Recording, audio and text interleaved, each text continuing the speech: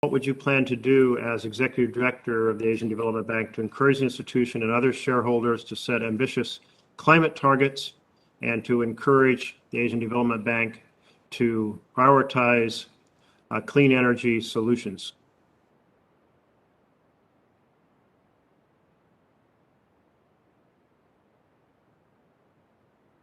I believe you are still muted, but I'm sure you're giving a great answer. Thank you, Senator, for that question. As you rightly point out, the Asian Development Bank is going through its safeguards policy review. It hasn't done it in 10 years, so it is a really great opportunity for us to look at safeguards to not make sure that we don't walk back from any of the social and environmental safeguards, but that we move forward, particularly around climate change. I believe that we need to be using the Asian Development Bank as a tool to help countries move to a clean growth path going forward. And so my effort will be to ensure that both environmental safeguards and the climate change area to look at sources of fuel to ensure that we are going forward with a clean energy path.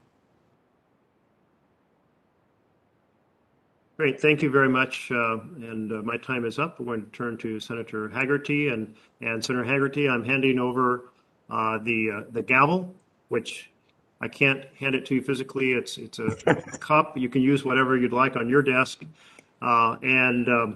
Since your questions are up next, I will try to be back by the end of your questions. If not, we will proceed to Senator Menendez upon the completion of the answers to your questions. Thank you.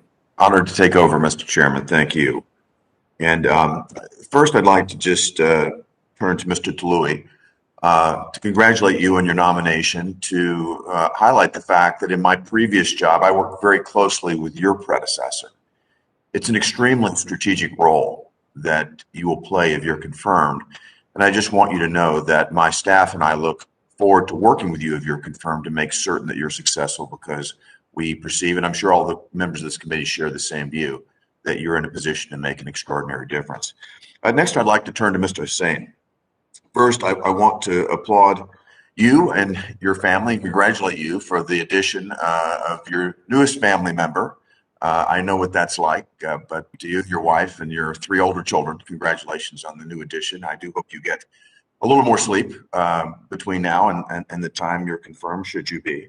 I also want to applaud Secretary of State Mike Pompeo for doing the right thing and making the determination that the Chinese Communist Party is indeed engaged in genocide and crimes against humanity with respects to Uyghurs and the Turkic Muslim population in China. And I also want to applaud Secretary of State Blinken for seeing that travesty and upholding that determination. The Chinese Communist Party persecutes Uyghurs and other Turkic Muslims because the teachings of Islam may undermine the ideology of the Chinese Communist Party. The United States should always remain a beacon of hope for those that espouse freedom of religion. Mr. Hussain, I'm concerned that the Biden administration may overlook the ongoing genocide in China in order to strike some sort of naive grand bargain on climate. If confirmed as ambassador at large for international religious freedom, one of your responsibilities will be to help the Uyghurs and the Turkic Muslims in China. Mr. Hussain, if you're confirmed, do you agree that the United States should never use the religious freedom and human rights of religious minorities in China as a bargaining chip in climate negotiations with the Chinese Communist Party? Well, thank you so much, Senator. Yes, I do agree. We've made it very clear from the first days in office, Secretary Blinken, as you noted, maintained the designation of the treatment and the oppression of the Uyghurs as a genocide.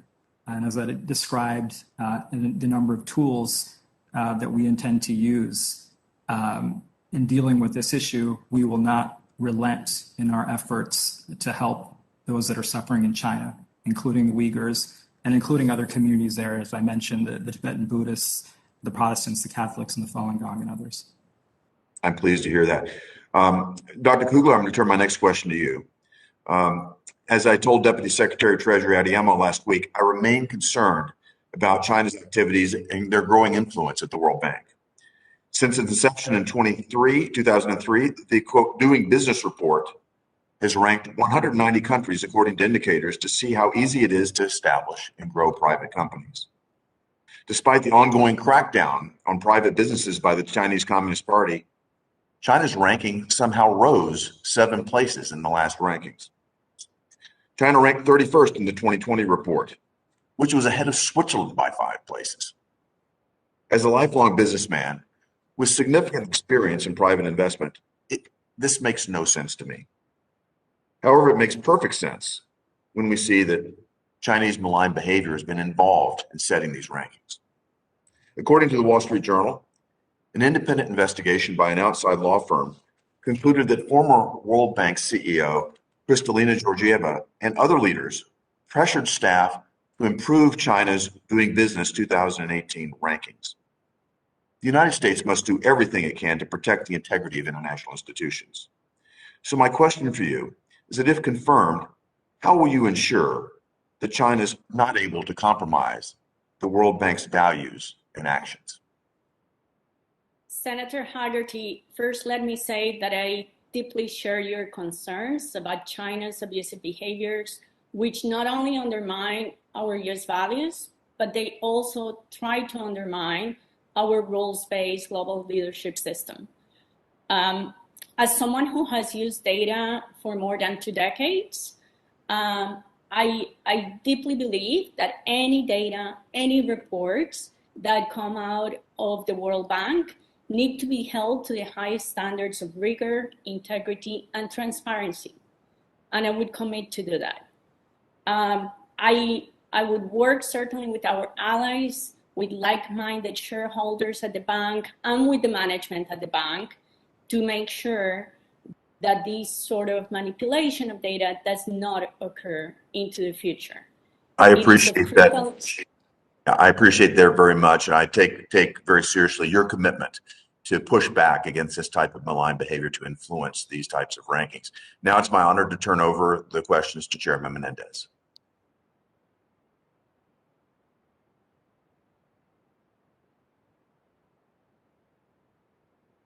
Chairman? If Chairman Menendez is not available, I'd like to then turn it over to Senator Cardin, please. Well, thank you, Senator Haggerty. And I appreciate very much this opportunity. First, let me express my thanks to all of our nominees and their families for their willingness to serve our country during these extremely challenging times. It's difficult, and we appreciate the sacrifices that you're making. I want to talk about President Biden's commitment that our foreign policy is going to be based in our values. Our concerns about the growth of corruption, the autocratic regimes around the world, and that all of our tools of foreign diplomacy need to be focused at advancing our values, which is anti-corruption, democracy, etc. So if I might start with Ms. Wong in regards to the Asian Development Bank and its activities in Myanmar. Myanmar's made a sharp turn in the wrong direction with the military, again, having total control over the country. Explain to me how we can leverage our involvement through the bank in Myanmar to advance our goals of a more democratic society for the people of Burma. Thank you very much, Senator. I totally agree with you that their situation in Burma is dire. I actually was there in 2019. I spent quite a bit of time going around to villages and meeting local people. It is one of the poorest countries in that region, and what has happened to it is very difficult to imagine currently. I am actually not confirmed at the moment, and it's not appropriate for me to take any particular role position in terms of the how to designate what happened in Burma, and so I'm looking forward to getting briefed on that if confirmed. Having said all that, I will definitely commit to you we will be evaluating each project. I will be relying on the Treasury team as well to going forward on looking at that and ensuring.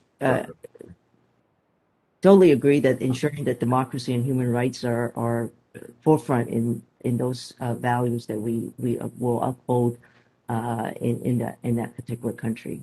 Thank you. Well, thank you for that reply. As you know, at one time we had some of the toughest sanctions against Burma of any country in the world. We relaxed that as we were moving forward on a democratic path within that country. Then we only, including the President of the United States making a visit, Yeah. that didn't seem to change the direction of the military. So I think it's very important that we have a very strong position that a carrot stick approach, we're not going to give them benefits if they're not going to advance the goals that are important. And I look forward to working with you in that regard. Thank you, Mr. Stanley, thank you for your willingness to take on Argentina. I know your abilities and your skills, and I thank you for being willing to take on this challenge. I know you'll do a great job. And I want to talk about one of the issues you raised, that is the human rights record in Argentina. When you look at its border areas, there's a lot of money laundering that takes place between Argentina and Paraguay and other countries in that region. We need to strengthen our capacity to fight corruption in our countries that have significant challenges. Tell me just a little bit about your strategy on making sure that anti-corruption is a priority in our mission in Argentina. Thank you, Senator Cardin. I'm glad you're focusing on this. Secretary Blinken, I don't know if you saw last week, gave a tremendous speech in Ecuador talking about how we're going to grow democracies in the Western Hemisphere. And the first issue he wanted to talk about was actually corruption, which he said is estimated to cost up to 5% of global GDP, how it stifles investment, deepens inequities, et cetera. It is clear that corruption takes place in this tri-border area that you're talking about between Paraguay, Brazil, and Argentina. And the United States is fully engaged in trying to fight that there. There's tremendous cooperation with our defense agencies, with our intelligence agencies. We're doing a lot of exchanges. We're doing a lot of training. We're delivering a lot of anti-crime fighting equipment even. And so I'm really proud of what's going on, but I think you're highlighting a very, very important issue. Thank you. Thank you, Mr. Chairman. Thank you. Now it's my honor to turn this over to Senator Shaheen.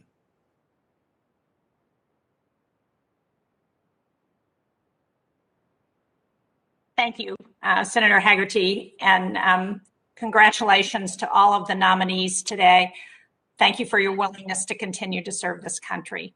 I'd like to start with you, Mr. Stanley, with a more parochial issue, and that has to do with an insurance company in New Hampshire, which was doing work in Argentina. They were shorted significant funding. They have been to court and have had the court rule in their favor. And I am hopeful that as ambassador, you will push the Argentine government to pay off on the debt that they owe to this insurance company. It's TIG, and I have asked this question of previous secretaries of state and previous ambassadors to Argentina. So far, no one has been successful, but I'm counting on you and your good legal negotiating skills. Will you commit to working to do this? Yes, Senator Shaheen, thank you so much. There's nothing more important in our job than to represent Americans and American corporations that are trying to do business. And absolutely, I will investigate and see what I can do. I'm surprised Judge Prado didn't make much have a success in that, because he's a terrific lawyer and judge who was the last ambassador. But I will, if confirmed, when I first get on the ground, I will look at this immediately and I'll report back to you. Thank you. Well, we stand ready in our office to provide any information that you need. Thank you. My next question is for both Ms. Wong and Dr. Kugler. As I'm sure you're aware, in 2019, the Congress passed the Women's Entrepreneurship and Economic Empowerment Act, which makes it part of our international development policy to try and address the factors that hinder women's economic empowerment. Can each of you talk about how you will work on that issue if confirmed at your appointments?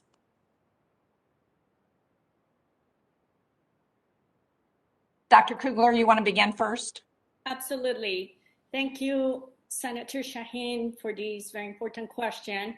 I do so much agree with you that gender disparities remain a big challenge around the world, and they have only become worse during the pandemic and the recent global crisis. So it is very important that we continue to tackle issues of gender disparities, whether it's with regards to health, with regards to access to education, with regards to access to employment, and importantly, access to finance, which hinders the progress of women entrepreneurs. So I thank you for your support of that bill. I know the World Bank recently has introduced a new initiative called the WeFi Initiative, which is called Women Entrepreneurs Financial Initiative, introduced in 2017. They have disbursed some $300 million in about 60 countries. But I do believe there is a lot of progress that still needs to be done. I myself have, for over 2 decades, devoted a good amount of my research efforts to look into gender disparities in education and in employment. So I'm deeply committed to this issue. I would certainly be committed to working forward in terms of reducing gender disparities, working at the board to push for projects that support women entrepreneurs, and to make sure that we don't forget that this pandemic has hit women the worst around the world. So thank you very much. Ms. Wong? Thank you, Senator Shaheen, for your leadership on this issue. When I was at the Millennium Challenge Corporation, we actually did a huge effort, and any project, any assistance that we do, we focus on women in the economy. And I would like to understand a little bit better if confirmed, going into the Asian Development Bank, if we could do something similar, because as Dr. Kugler has mentioned, it affects the development, poverty, all of that affects women significantly more so because they are the backbones of the economy. And so understanding in any of the projects that we go into, understanding women and the economy and particularly in specific projects would be definitely my focus going forward. Thank you very much. Thank you both very much. I hope you'll commit to working with the State Department's Office of Global Women's Issues. And I have a final question for you, Mr. Tulani. As we talk about the challenges of American business and think about the intersection of that with what happens overseas, one of the things that has been absolutely critical to New Hampshire's economy, and I think also to many other states throughout the U.S., has been the visa workers who come, both the students, the J-1 visa students who come in and work in the summertime, also the H-2Bs, which New Hampshire is a state with agriculture and a hospitality industry has relied on them. And the fact that we have had a limit on the number of people who can come into the U.S., not just this year, but over the past 4 years of the previous administration, has really had a huge impact. And as we're looking at the workforce challenges that we have in this country right now, we need to figure out how we can get in those workers who have histories in the U.S. with our business employers and make sure that we can continue to provide that source of help for our businesses. Those folks don't want to stay here. They want to go back to their home countries. Those jobs aren't jobs that union workers generally want. They don't have the kind of benefits and long-term support that most union workers need. So why can't we get more of those workers into the United States? And what can you do, if you confirm, to make sure that we increase those numbers in a way that's important to American businesses? Senator Shaheen, thank you very much for raising this issue. I can commit to you that if confirmed, I'd like to work with you and your staff as well as others on this committee on this issue to find ways forward to address all of the issues that you enumerated. Well, Thank thank you very much. I will hold you to that. Thank you, Mr. Chairman. Thank you Thank very you, much, Senator Senator Shaheen. Shaheen. And I think we are, and thank you, Senator Haggerty. I'm back. I'll take the gavel back. And I believe we do not have another Republican senator with us, is my understanding. So that would mean Senator Kane is up next. Thank you, Mr. Chair, and to these witnesses. Very, very great. Let me ask a question of Mr. Stanley.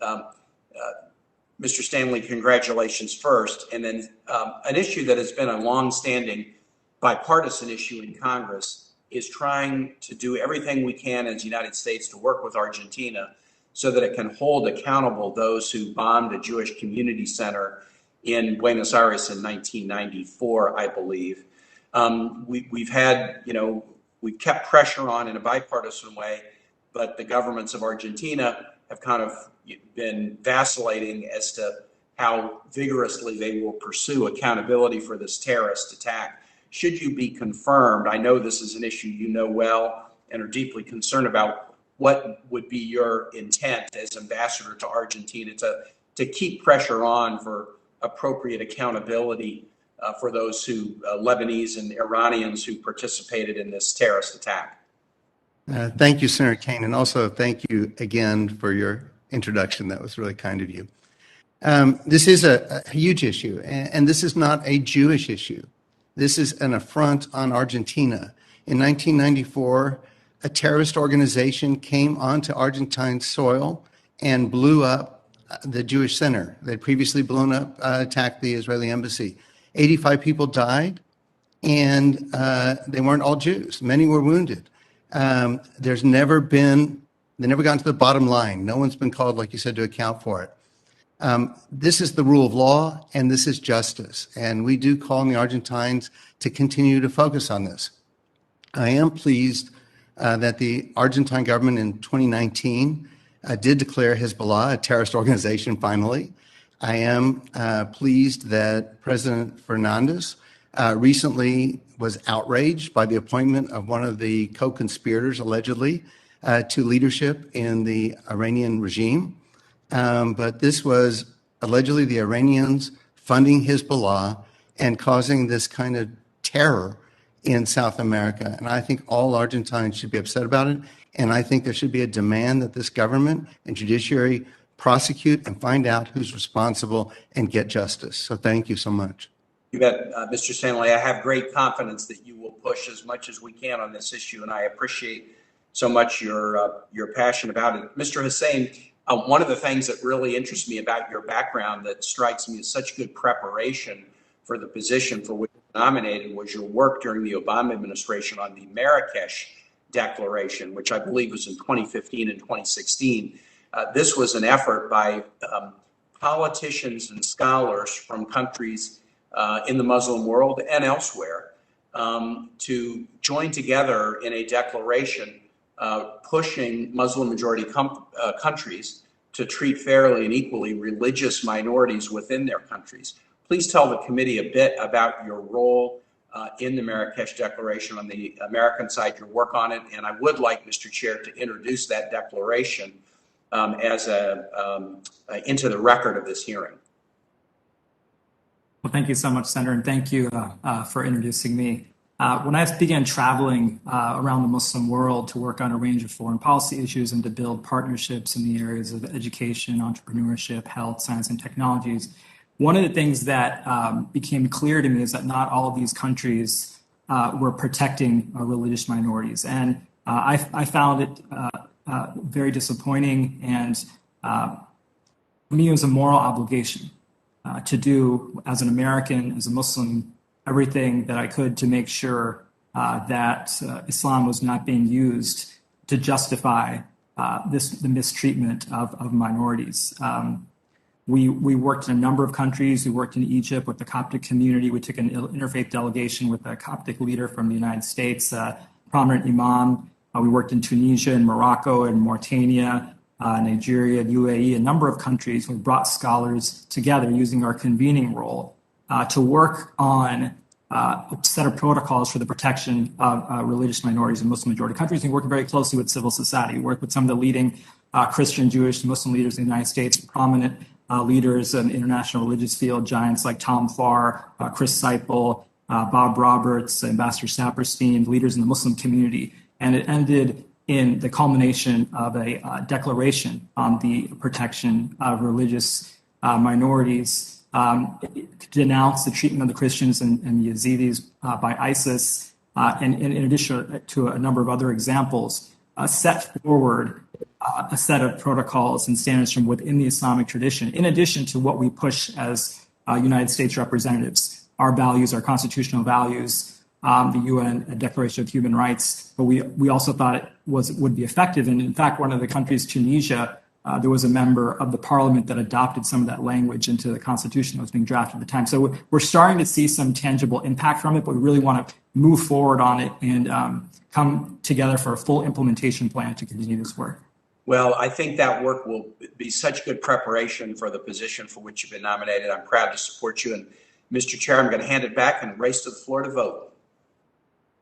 Thank you very much, Senator King. Senator Van Hollen. Thank you, Mr. Chairman, and congratulations again to all the nominees. Dr. Kugler, Senator Haggerty sort of raised one of the questions I had regarding transparency at the World Bank, especially in light of the recent report on doing business, where there was evidence that there were efforts to sort of cook the books with respect to China. Another question for you, which is that we've seen during this COVID-19 pandemic, the gap between the world's haves and haves not grow even wider in terms of the great divergence between developed countries and undeveloped countries. And obviously it's not only the right thing to do, but it also serves the interests of the rest of the world if currently underdeveloped world is doing better, both in terms of our own exports and jobs. Can you talk a little bit about, Dr. Kugler, about what you and the World Bank can do to address that growing divergence? Thank you very much, Senator Van Hollen, for raising this important issue. As you know, the World Bank has committed some $100 billion over the course of the pandemic and has dispersed about 60% of that amount.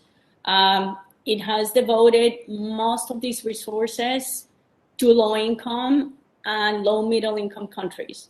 So that's good news in the sense that the World Bank is dispersing to those who are the neediest. Much of this money has gone to strengthen health structures and health systems, to support small businesses, but also to provide basic income support and food security to many who have fallen into poverty. About 150 million people have fallen into extreme poverty since the beginning of the pandemic. So having said that, there is some good progress. Some of these monies have been dispersed, but some of it has been dispersed slowly.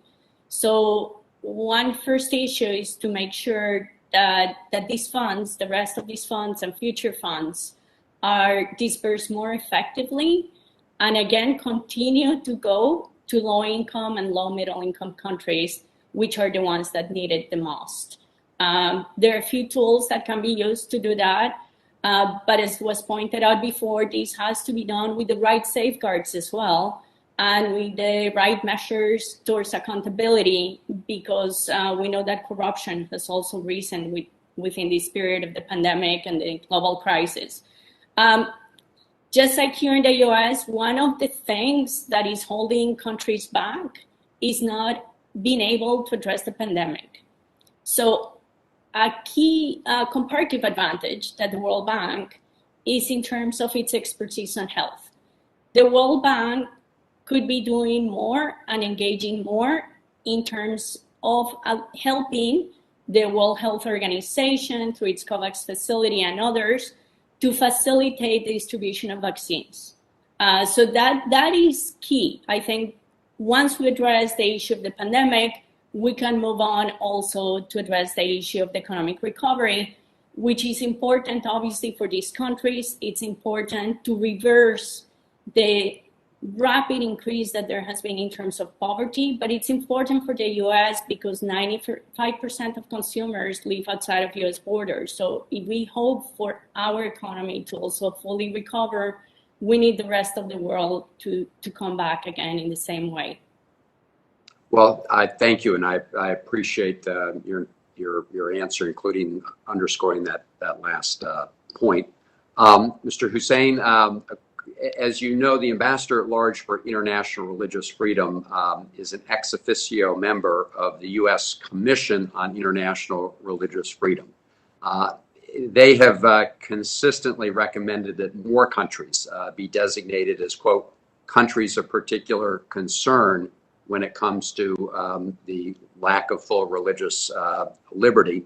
And yet, those countries have not been so designated by the executive branch. Can you just talk a little bit about that discrepancy? And obviously, the United States, the Secretary of State and others look at a range of issues, but your job will be to underscore the importance of religious liberty. And how should that factor into the U.S. State Department's overall designations?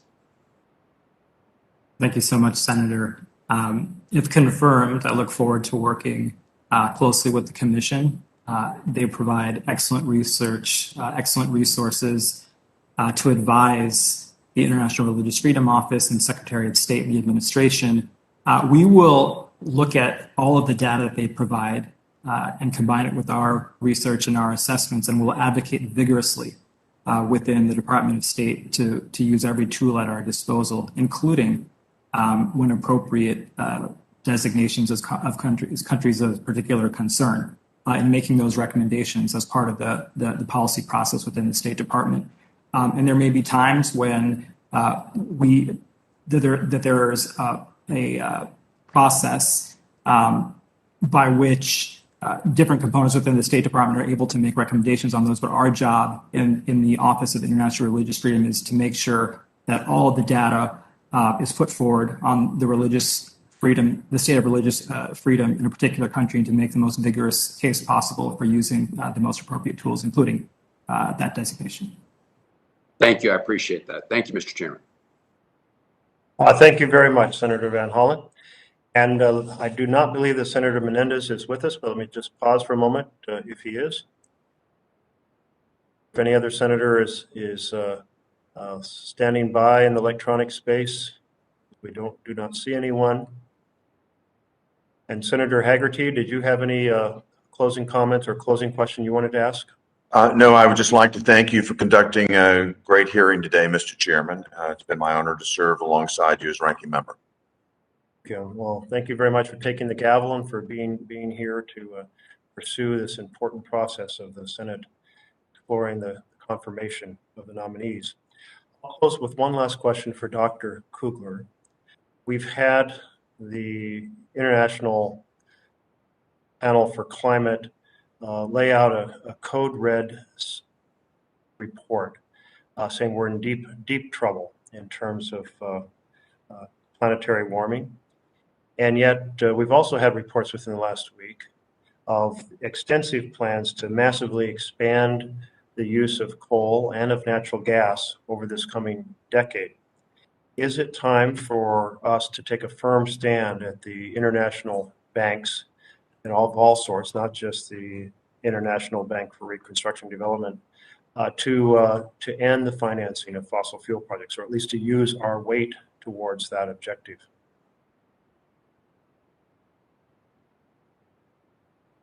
Thank you very much, Senator, for that important question.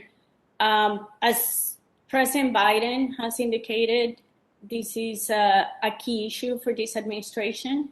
It is the biggest existential threat of our time. And I do believe that we need domestic action to go hand in hand with global leadership on climate change. So there have been two good developments at the World Bank. The first one is that commitments for climate change and climate financing have increased substantially over the past few years. In fact, the new commitment is of 35% by 2025. I think that's a very important step that has been taken in that direction. The second thing is that there has been an increased effort to pay attention to how projects are funded and whether to support projects that support fossil fuels. So as I understand at this point, there has been an effort to make sure that we help countries transition and make those transition from fossil fuels to cleaner forms of energy. And I do think that it is important to consider each of these projects on their own merits. It is important to look at it in the context of country strategies, but we do need to make sure that the rest of the world, just like the US, makes progress in this direction, because we cannot do it alone. This is something that we know China contributes 30% of greenhouse emissions. Many other countries make big contributions as well. So domestic action alone is not going to do it. We need to certainly move countries through the projects that are funded in the World Bank to transition to sustainable development and to a green recovery as well. Thank you, Doctor. And I'll just note that the administration put out guidance in August, I believe it was, that said in our international financial institutions they would oppose new coal projects, new oil projects, or the financing of those, but listed a series of exceptions for natural gas. I just want to make sure people understand that natural gas is methane, that methane is far more damaging to the climate ounce for ounce, pound for pound, than is coal. And it traps more heat, and that sustaining natural gas systems that leak enormous amounts of methane into the air is not compatible with an effort to globally attack a code red situation. So I'm just giving you my personal view. I'm sure other members of the Senate would have a different view. I think it's a really important conversation because the impacts we're seeing in my home state in terms of fire, ocean acidification, warming streams, diminishing snowpacks are all having calamitous impacts, and other states are experiencing this in different ways. But it is an issue on which the planet cannot succeed without U.S. leadership. And so I'm hoping that every time decisions come up, one will remember we are in a code red situation and need to pivot quickly. I put solar panels on the roof of my house here in DC, which is a small roof, and I was very surprised when I got the first monthly report for September that the average amount of energy trapped was 30 kilowatt hours per day, which means I could drive 120 miles in an electric car on just the sunlight on my roof every single day for the month of September. We have phenomenal technology at our disposal on wind and solar and many other possibilities, but we have to implement these technologies quickly. So on that note, I'll end. And now that I put that forward, Senator Haggerty, would you like to have any final comment? Well, again, as you say, there'll be differing opinions here. Having spent a good part of my life focused on the developing part of the world and having just left Asia to come to do this job, I want to see these nations make thorough progress, but I want to note the fact that China obliterates all the progress that developing nations make with their addition of coal-fired plants every year. So we need to take a global perspective on this, not punish our own economy and take a unilateral disarmament approach, but let's look at this in a more holistic and manner that takes into account America's interests first and work with our allies to make progress in a way that makes sense. I do not want us to see the utilization of our financial system, our regulations, and that sort of thing as an end run to address other issues. So thank you very much. Thank you, Senator, and thank you to our nominees, Mr. Stanley and Mr. Hussein and Ms. Wong and Dr. Kugler and the Honorable Ramin Tolui. We are delighted to have you bringing your expertise to a new chapter of service. And I will note that the record for this hearing will remain open until the close of business on Wednesday, October 27th. Questions for the record should be submitted no later than Wednesday. Well, that's just tomorrow, so not much time. We're going to push to move forward. Thank you all very much, and this hearing is adjourned. Thank you.